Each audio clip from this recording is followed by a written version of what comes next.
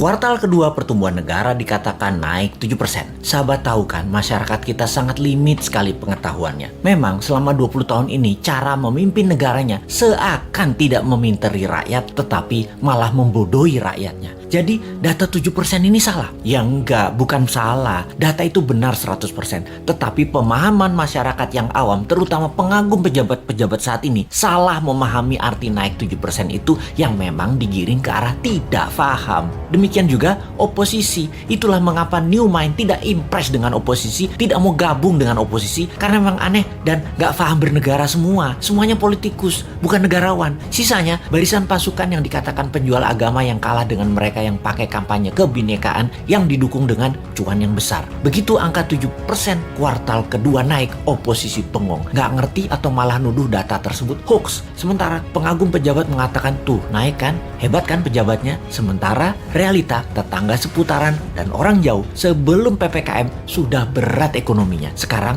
lebih gak muter lagi, nambah sekarat, butuh oksigen. Kok gak ada yang naik? Begini melihatnya. Biar makin paham bahwa New Mind mencoba memberikan pemahaman cara cerdas bernegara. Naik 7% itu year on year. Paham? Nggak peduli. Gini kita ilustrasikan. Tahun lalu minusnya 1,9%. Tahun ini minusnya 1,7%. Naik dari minus 1,9% ke 1,7% itu naik sekian persen. Betul kan? Ya betul, naiknya begitu kira-kira. Bukan dari 1,9 minusnya total lompat plus 7%. Ya bukan begitu. Jadi data tidak salah. Cuman demi populerisme. Kayak artis gitu deh. Nggak boleh terlihat jelek. Jadi diambillah mengemasnya dari sisi positif. Itu tidak salah. Yang salah adalah pemahaman banyak orang yang terus dipolitisasi. Mangkel deh 20 tahun ini gak dewasa-dewasa juga bernegaranya. Lebih mangkel lagi, kenapa setiap masalah pejabat yang ditugaskan dia lagi.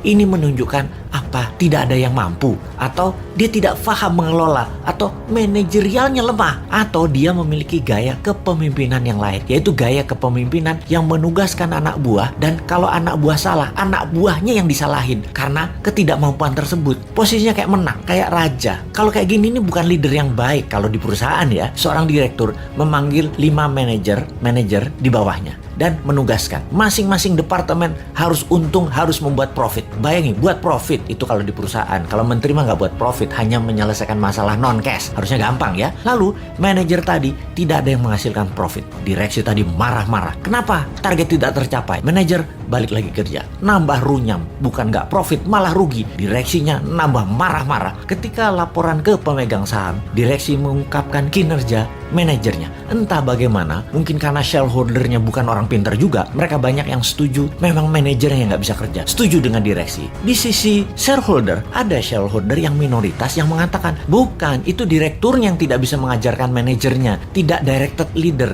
tidak berpengalaman bisnis multinasional, memang dia yang tidak mampu. Malah ribut sesama pemegang saham dan berusaha membeli saham milik minoritas dengan harga murah. Lalu diusahakan yang beli adalah investor asing, dan yang minat adalah investor dari Tiongkok yang memang mitra dagang perusahaan tadi.